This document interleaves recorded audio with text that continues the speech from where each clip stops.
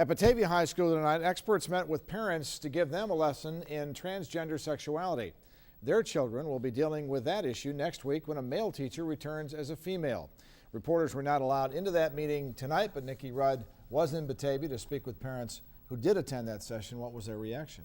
Well, Rich, there are parents on both sides of the issue. Some say this is a great chance for their kids to get an education on transgender sexuality, while others believe the classroom is not the place for this kind of lesson.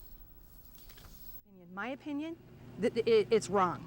If you've got a problem, go away. Amber Robinson is not ready for a transgender teacher in her school district. We're not brought up for this kind of environment. Yeah, we all need to learn, but I don't think this is the place to learn it. Parents like Robinson found out last week a male earth science teacher will be coming to class dressed as a woman.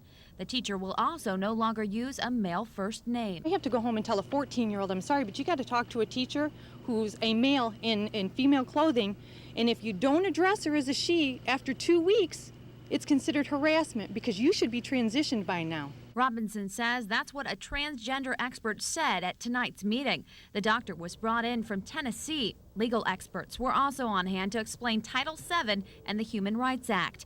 Marilyn Drilling says she's okay with the teacher's decision. I emailed her and told her that I hoped that she could focus on earth science and not on all of this craziness.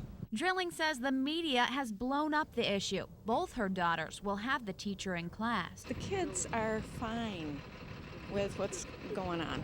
I think it's whatever he wants to do. It's not really up to us if he feels like he wants to do this. It's whatever he wants. Drilling's friend Erica Bucci agrees.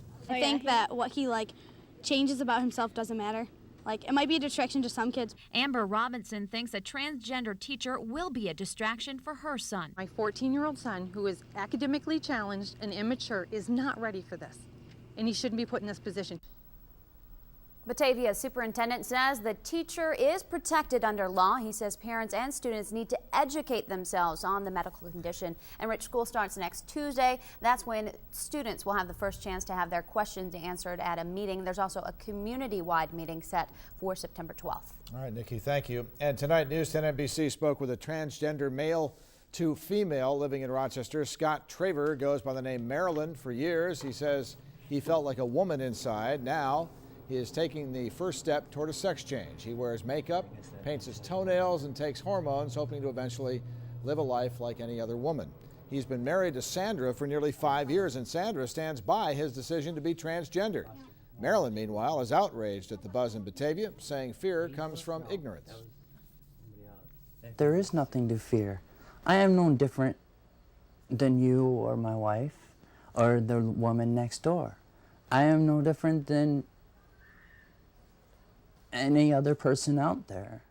And you can still be transgendered and still have a good job and still be good in your community and still rise to your aspirations and go to college and different things. Sandra and Marilyn both believe the issue in Batavia can be a good learning experience for both students and parents. John Mark